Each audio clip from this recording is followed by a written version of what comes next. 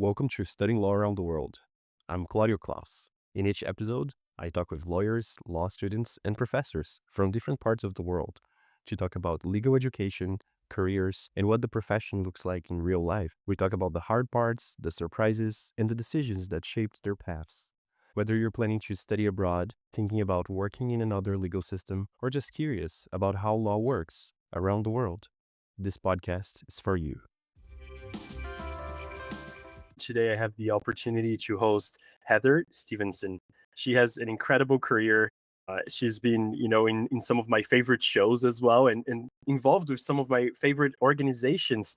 She's been in Jonah Perlin's show. She also is one of the founding board members of the Legal Mentor Network. But not only that, she has an incredible career as a lawyer, as a general counsel, and also she has even being, the owner of a juice bar business for several years. Thank you so much for making the time. That very kind introduction. Absolutely. And just to start off, I know I mentioned a few, things of your career, but would you mind introducing yourself to our listeners? Sure. So I am currently general counsel to Red Cell Partners. We are a venture firm and incubator, meaning that we both build and invest in lots of different companies. We operate mainly in the national security, cybersecurity, and healthcare spaces. And so I've been doing that for about 4 years. I absolutely love it. It combines my interest in the law and business and being truly a builder, not just giving legal advice. So that's been really fun. But backing up, I started my career in big law. I was a securities litigator at Sullivan and Cromwell.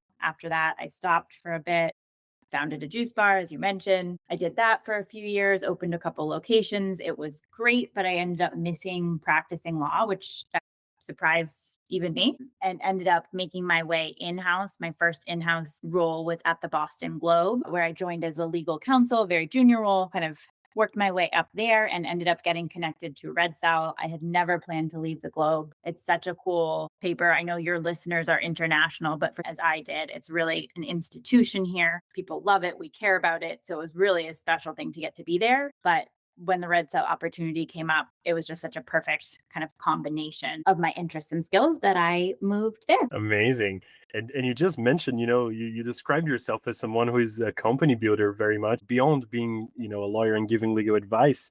So what does that mindset look like in practice? And I'm curious as well if that also comes from your experience as an entrepreneur yourself. I think my experience as an entrepreneur made me realize how important it is to have everybody kind of on your team being some sort of builder, but I don't think you have to have been an entrepreneur to take on the builder mindset. When I say that, I mean kind of the opposite of the Department of No type lawyer that a lot of in-house departments have. So that reputation is that legal is just blockers. They say no to everything. They don't innovate. And a lot of those departments actually, I think, are perfectly well intentioned and they're trying to protect the company from risk. And they are so risk averse and so focused on preventing anything bad from happening that they inadvertently stall the path to growth, to revenue, to all sorts of good things. In contrast, a company builder is somebody who's in there in the room with business colleagues, with people across the company saying, not just, okay, here are the guardrails, because that's one part of a lawyer's job, but also, how can we best do this to find new white spaces, new opportunity? Where is the law changing maybe in a way that could even benefit us? Does this restriction open up a space because one of our a lot more proactive and forward looking? And I think being the builder is really the next thing. In-house lawyers for a while could be just kind of risk mitigators and they could get away with it. Then it became business minded, meaning they at least understood that their goal was to move the business forward, then business partners. Now we really have to be builders in the room. At least that's my take. We'll see. I love that. Thank you so much for sharing it. And, I'd love to listen a little bit more about this story of leaving big law to start a juice bar. Let's say it's a little bit of an unconventional move for a lawyer, but I understand it had to do with a lot of your interests, a lot of the career moment you were living as well. Can you tell us a little bit more about that? Absolutely. And yeah, you're being very polite. It was totally random seeming, and a lot of people probably are still wondering what I was doing. So back when I was practicing law in New York, I was also training for ultra marathons with my fiance husband, along this, around this time period. And we got really into juices and smoothies as a way of fueling our training. And in New York around this time, like 2013 ish, there were starting to be tons of juice bars. They were already in California. They were not in Boston yet. And I'm from Boston, and we kind of noticed this market gap. I got to a point in my career at S&C where I realized it wasn't bad. There was a lot I liked about it. The people were fantastic. I really liked the partners I worked for. I liked my colleagues. The work was important. But when I thought about the next 40 years, I didn't think I would be happy if I kind of woke up at 60 or 65 and looked back and that had been my life. And so as I started to think about what other options I could do, the idea of starting something in food kind of came up as a little bit of a joke initially, because my husband and I both loved food. He was also a lawyer at the time. He founded the juice bar with me, and he also is now. And so when we realized that we were going to stop or do time, the law will always be there. And I think a lot of lawyers, yeah, maybe it was crazy, but it's turned out to be incredibly valuable for me for the rest of my career. I don't think I would probably have the job I do now if I didn't have the entrepreneurship background, because part of what Red Cell was hiring for when they hired me was someone who would really understand these early stage founders. And having been there myself, I get it. I understand the stresses. Fantastic. No, I love that. Something that I find very interesting is how much you've been, also giving back to the community. And I'm curious, if in a way, if mentorship played a big role in your career as well, and throughout these transitions, and even through law school and deciding to be a lawyer to start with. But looking at all of this context you just shared with us, including being an in-house counsel, being a business builder, and maybe as a piece of mentorship now, as a piece of advice to young lawyers who might be listening to us, are there a few specific skills that you think that young lawyers should start developing if they want to stay, valuable in their career, if they want to have optionalities? And also, of course, in this whole context of the world having a few twists and turns, there's a lot of, AI concerns going around. What are some of your thoughts on all of that? That's such an important question. And I feel like it's one that I can't go a single day without talking to somebody about in the last few months because of AI specifically.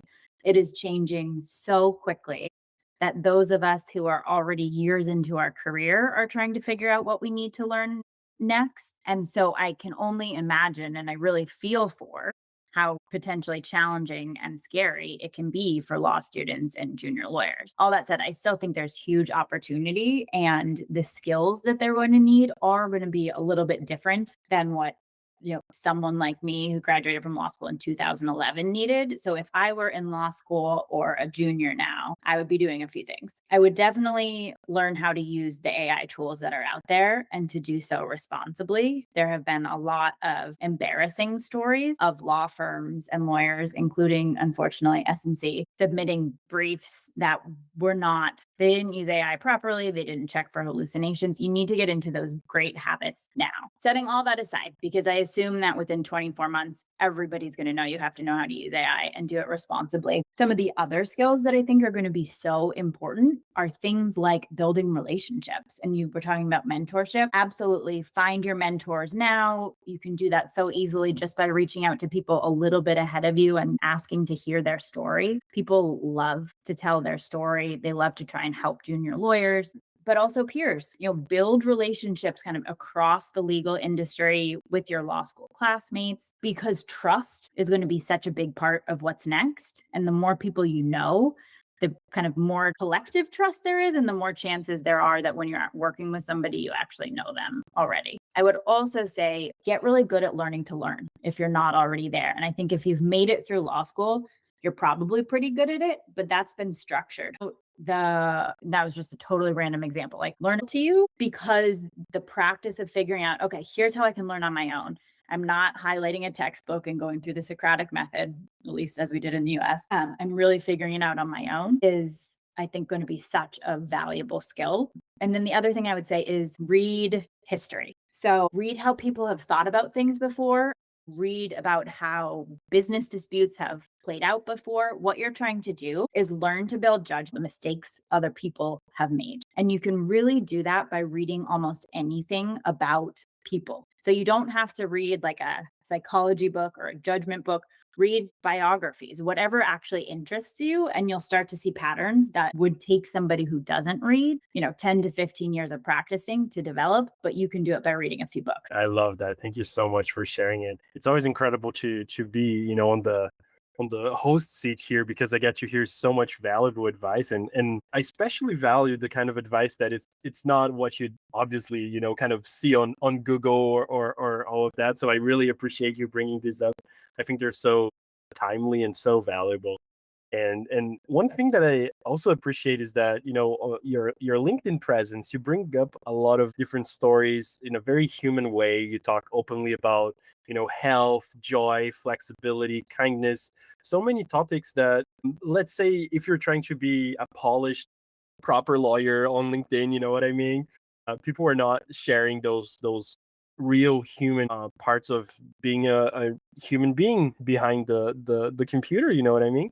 And I'm curious, do you have some thoughts of, why the profession still struggles so much to have those kinds of conversations? And also on the other end, do you feel like your clients, your, colleagues, everybody can relate to you more and even, come to you with problems that maybe they wouldn't talk with other lawyers just because you really let show that human, maybe even like vulnerable side of yourself on the internet? So, starting with your last question first, 100%. The fact that I am more human, am more approachable, I'm definitely not that super polished lawyer in a suit on LinkedIn or in real life, lets people feel more comfortable coming to me. And I think that that is so valuable. It means my colleagues, who are my clients at this point, are willing to come, even with some little thing, the type of thing where I know they'll say to me, I think this is a stupid question, but, and they wouldn't bring that question to somebody who they thought was going to judge them or wouldn't take them seriously or would find them an annoyance. So I think there's a huge value in putting that human first side forward. And so that's part of why I do it. I also do it because I really do want to push our profession in the direction of being real people. Like, we spend so much of our time a lot of people spend that time feeling like they have to be this stiff, unfun version of themselves. And some of them probably are stiff, unfun people, but I think fancy lawyer people, right, in the firms, and you see their face outward to the world and like they are the fancy, do stand up comedy on the weekends. And I wish that we could meld that more. I think over time we will get there. And part of the challenge is that historically people trusted lawyers because of like our credentials and that we were somehow pleasant to be around. And I'm certainly having more fun. Thank you. Thank you so much for sharing that. I did touch on these a little bit, but wanted to go back into that. You serve on the board of the Legal Mentor Network. We're part of the network, and I was so happy. Just about a week or two ago, I saw that there's a tunnel and there's going to be, one of the, maybe I might be wrong on this, but one of the first, Canadian in-person meetups. I'm so happy to see it growing so much because it's such an interesting and very necessary community, especially when we're among so many first generation lawyers and maybe lawyers that didn't really have that much of a support network. So having lawyers who are willing to do that, and I find that this is an incredible profession in that sense. We are all kind of figuring out what you do next, but a lot of people are very, very willing to give up their time to chat a little bit and to share some wisdom with the next generation, and which I'm very, very thankful for. And as a matter of fact, I previously had Brian Potts on the podcast. We spoke a little bit about the initiative and his personal story with mentorship and making the career more accessible for younger lawyers. I really appreciate that you mentioned this point on credentials just before. I've been kind of trying to hone in my message and what are the things that really matter. And when I try to boil down all the lessons that I learned in this podcast, over 150 episodes, the phrase I came up with was basically, in legal careers, communication matters more than credentials. And I found it so interesting because, a lawyer will come here and he will tell me, it's all about visibility and personal branding. And then I'm like, oh, okay, that's another way to say communication. And then another lawyer will come and say, oh, that's, the way that I email my boss and I copy him on the emails and this and that, that's what gave me, a very successful career. And I'm like, oh, okay, so communication. So it's always fun how it kind of always goes back to that, And I'm curious, what motivated you to get involved with the organization? What impact have you seen so far? And maybe how has mentorship played a role for you? Yeah, I am so excited and honored, to be part of the Legal Mentor Network. I think, as you were saying, it's really a fantastic organization and it's working really hard. And I think doing a good job of starting to fill that mentorship gap for students who and junior lawyers who aren't coming out of law schools that have these fantastic networks. Not every law school has the same career services office or the same alumni network or whatever the thing is. And not every law school is just kind of like plunking people into big law firms and they're easily all set and their job search is super easy. So I think that's great. I got involved because during COVID, I got to know one of the founders, Matt Schwartz, online a little bit. And I had been doing these things I called carpool career chats where I would post online that, like, I'm going to be driving my son home from school. It wasn't really during carpool, but like, I'm going to drive my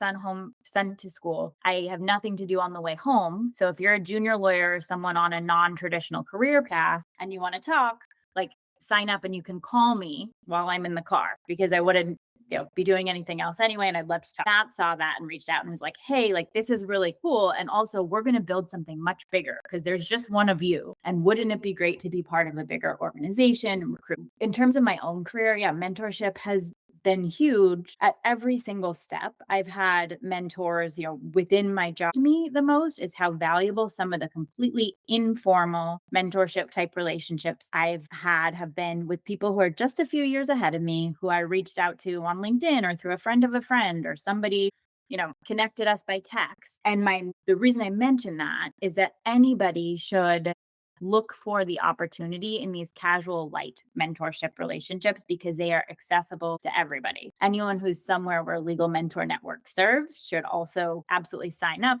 get a mentor if you're junior, become a mentor if you have more experience. But, we're growing the network, and I think that's a great resource. I also had the advantage of having two parents who were big law lawyers. We didn't call it big law back in the 90s. And I got to see them in their kind of professional lives and got to know all those people. And I saw early on just how essential the relationships were. And I think that's part of what made me interested in making mentorship available to everyone. Is it's not just the I'll teach you how to do something. It's you need to know people and you start to get to know people. And a lot of people, I think, feel like, oh, somehow an outsider. No, like, if you're in law school or you've graduated or whatever, you're now part of the legal community, reach out, strengthen those relationships, and unbelievable things can happen just from having relationships in place. Absolutely. I'm a big believer on networks and the power that mentorship can really bring about and really change completely the outcome of someone's life and career. So I find that so motivating. Something that I also wanted to mention, we talked a little bit about the human side of the profession and all of that, but I also wanted to ask you, you've shared quite a bit about communication and in-house leadership.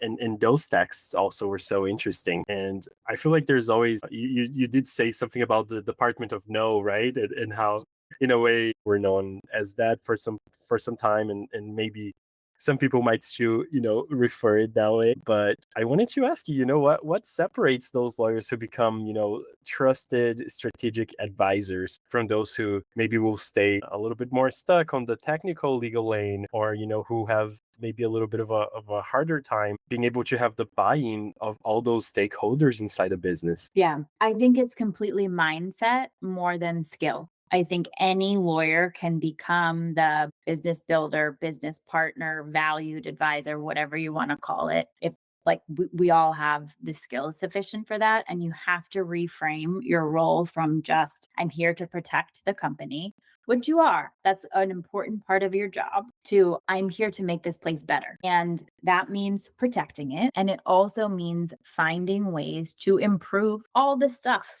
And I realize that that is a very non-technical way to describe a lawyer's job. But it means, how are you helping improve the contracts? And also, how are you helping improve the relationships between the legal team and the marketing team? And can legal be a hub to put in place some sort of process that smooths the friction that exists across all the departments or across all the verticals? And so it really is just thinking differently about your role.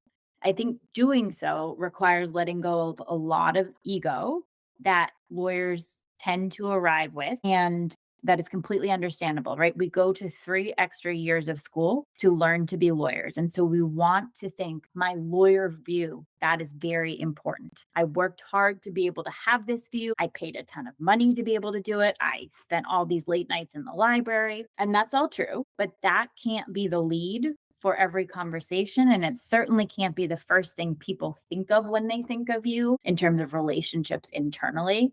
You have to let go of it a little bit, even though, like, yeah, you earned it. It's a big deal. You should be proud, but you don't lead with it.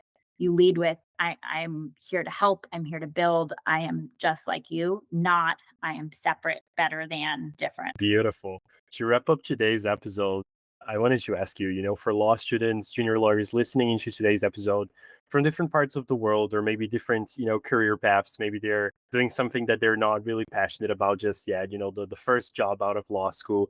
And I'm curious, what kind of advice would you give to someone trying to build a meaningful, sustainable, fulfilling legal career today? Yeah. So, a couple things. One, in the beginning, it's not going to be exciting. And that is a huge bummer, but you kind of just have to accept that there is some time when you're mostly going to be learning. That said, you shouldn't be being abused, yelled at, have a terrible experience during that time. You're just not going to be writing the Supreme Court brief or actually arguing the motion or whatever the thing is in your area of law. But you have to understand that those early years are years when you're mostly there to learn. And if you're somewhere like the US where you actually also can get paid for those years, that's a really great deal, boring as it may be. So put in those years. The next thing I would say is you only get one body. And I mean that physically. No matter how important work feels, no matter how hard it is, prioritize that. Prioritize getting sleep, prioritize exercising, prioritize eating well, prioritize, not drinking all the alcohol. There will be times when you can't do that. I mean, I have a kid, I just got a puppy. There are times when that just won't be realistic, but don't let work ruin you. I think there's unfortunately this like hustle culture that seems to be creeping back into the mainstream, and it's not worth it.